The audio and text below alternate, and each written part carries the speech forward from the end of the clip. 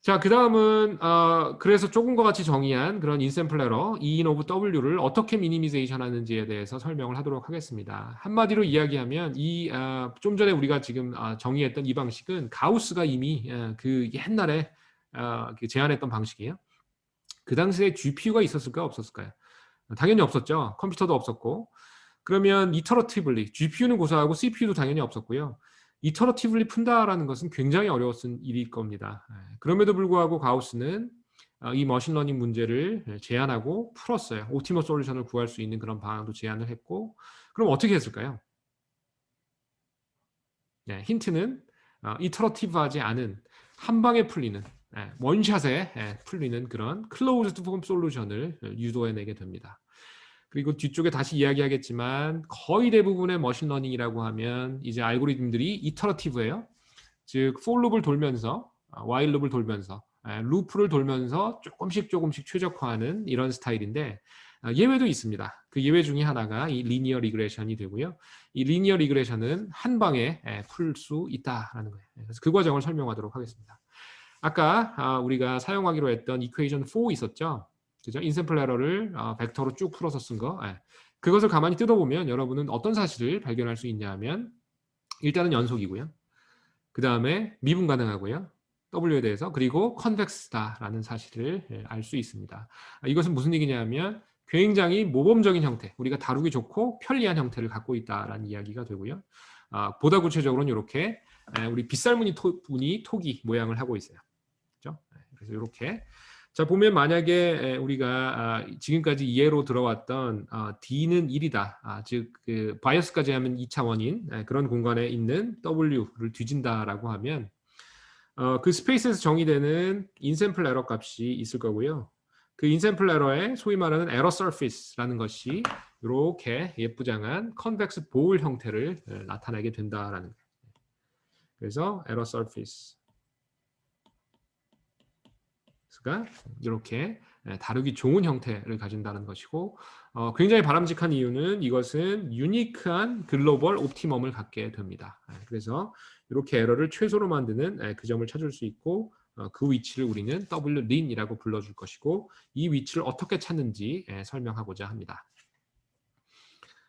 자, 우리가 알고 있듯이 굉장히 그 간단한 성질을 이용합니다. 이런 극점에서는 이제 미분값이 0이 됩니다. 그렇죠? 그래서 이 빈칸에는 무엇이 들어가냐면 이렇게 됩니다. 하나씩 써보면 일단 인샘플 에러인데 얘는 W의 함수이고요. 얘를 미분을 합니다. 더리버티브를 취하는데 벡터에 대해서 그레디언트를 취한다라고 표현할 수 있죠. 그 다음에 그 값이 0이 되는 그렇게 만드는 W를 찾아주면 되는 거예요. 그죠? 얘는 컨벡스이기 때문에 이런 점을 찾으면 걔가 미니멈인 게 개런티돼요. 글로벌 미니멈 것이 개런티가 됩니다. 자, 그래서 이 in of W 어떻게 찾느냐? 리니어 리그레이션에서는 우리가 전기한 대로 그런 리니어 리그레이션에서는 매우 쉽다. 어떻게 찾는지 이렇게 그레디언트, 인샘플 에러에 대한 그레디언트를 구하고 그것을 0으로 만들어주는 W를 찾으면 그것이 우리가 원하는 정답이 된다라는 거예요.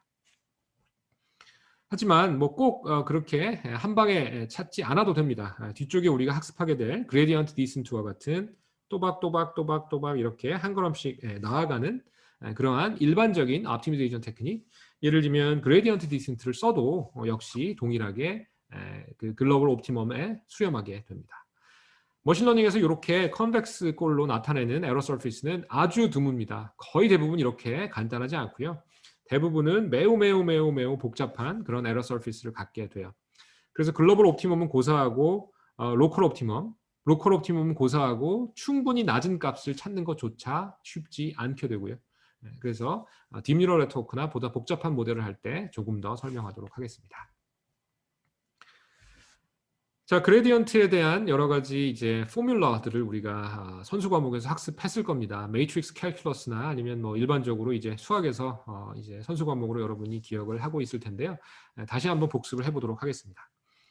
자, 일단 여기에 있는 이 쿼드레틱 폼이 있죠. W라고 하는 벡터, 뭐 컬럼 벡터를 가정하고 그것에 트랜스포즈를 하고 원래 꼴을 넣고 그 사이에 매트릭스를 넣은 것, 쿼드레틱 폼이라고 하고요. 이 매트릭스의 각각의 이제 원소의 이 W의 값들이 곱해지는 그런 거 기억하고 있을 겁니다. 그래서 이런 쿼드래틱 폼을 미분을 해주는데 W에 대해서 미분해주면 어떻게 되는지 여기에 나와 있습니다. 선형대수 시간이 아니니까 증명을 생략하도록 하겠습니다. 여기에 대한 답은 A하고 A 트랜스포즈 두 개가 더해지게 되고 그것을 W에 곱하게 되고요.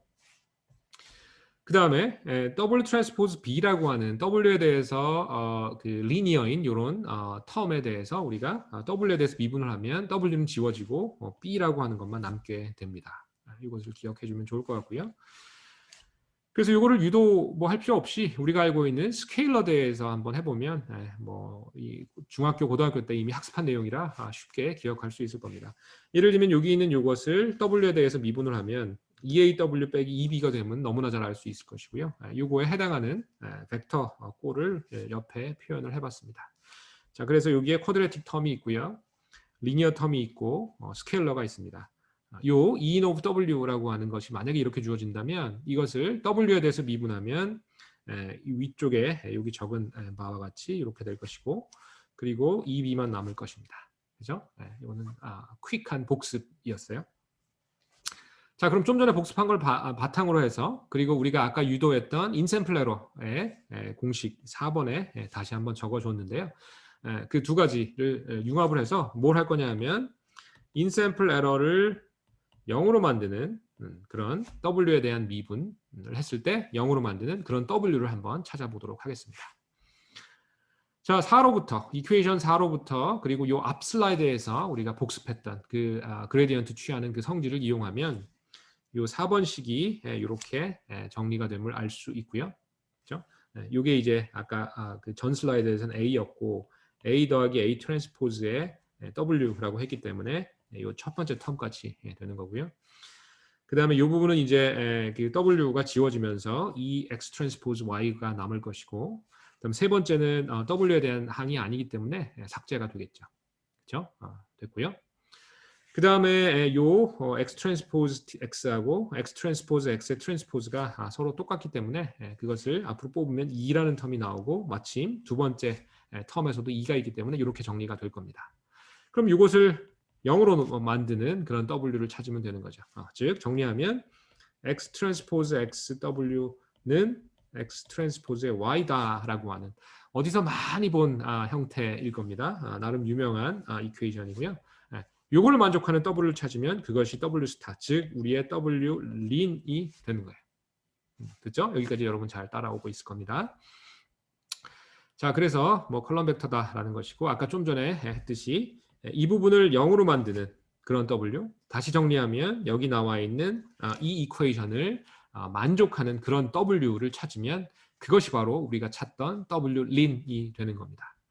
그리고 이 이퀘이션은 너무나 유명해서 얘가 이름이 있어요. 그래서 이 이퀘이션의 이름이 노멀 이퀘이션입니다.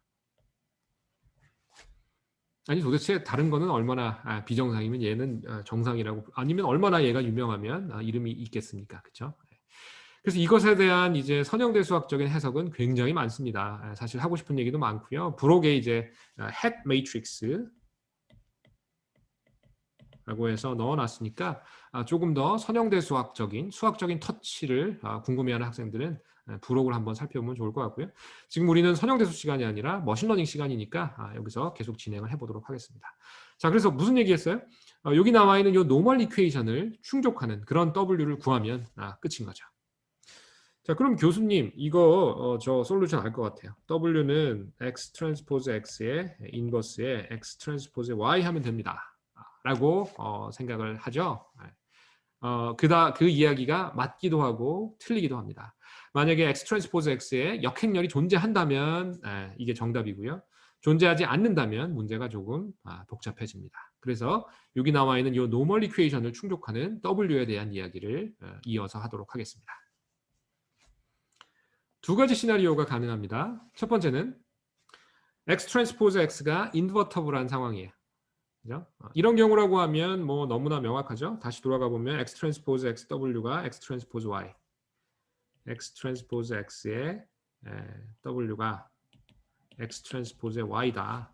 그럼 만약에 X 트랜스포즈 X가 인버터블 하다면 X 트랜스포즈 X 인버스 x 트랜스포즈 x, w는 x 트랜스포즈 x의 인버스에 x 트랜스포즈 y를 해주면 그죠? 되는 거죠. 그럼 이게 날아가고 w는 x 트랜스포즈 x의 인버스에 x 트랜스포즈 y다라고 결론 내리면 되잖아요. 그죠?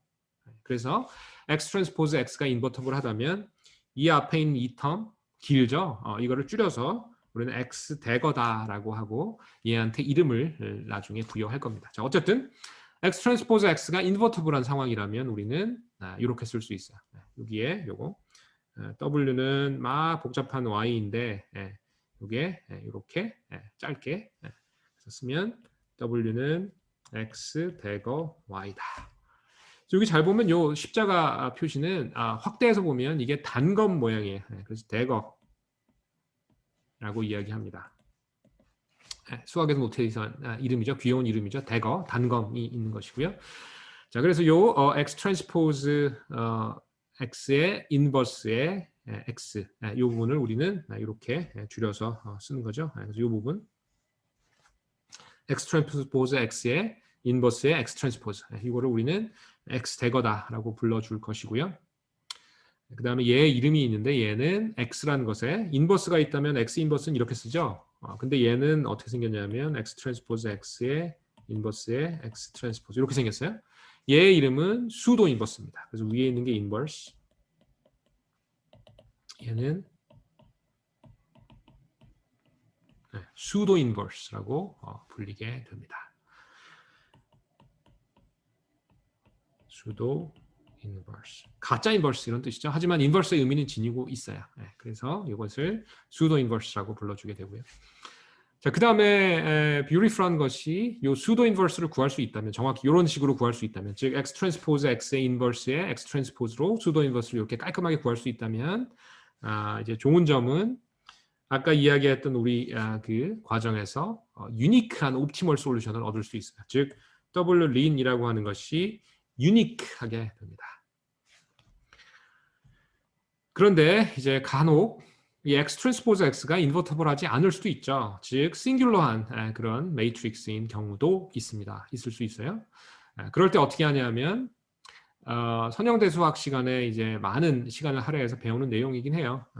그럴 때도 수도 인버스가 우리는 이제 정의될 수 있고 그런 수도 인버스를 구할 수 있게 됩니다. 우리의 여러 가지 소프트웨어 라이브러리를 이용해서 매틀랩이나 아니면 뭐 파이썬에서도 당연히 지원을 하고 뭐 R이나 이런 통계에서 쓰이는 패키지 당연히 이런 상황에서 수도 인버스를 구할 수 있게 해주고요. 그런데 이제 이렇게 x 트랜스포즈 x라는 매트릭스가 싱귤러할 때 이제 단점은 솔루션이 여러 개가 돼요. 그래서 유니크한 솔루션을 찾을 수 없는 그런 상황이 됩니다. 그래서 이런 경우에는 인샘플 에러를 미니마이즈하는 해가 많아요. 하나가 아니라 뭐 possibly infinitely many한 그런 솔루션을 우리가 갖게 됩니다. 그래서 좋을 수도 있지만 그로 인한 복잡성이 생길 수도 있고 골치 아픈 일이 생길 수도 있겠죠. 자, 어쨌거나 두 가지 시나리오가 가능함을 여러분은 모두 이해할 수 있을 겁니다.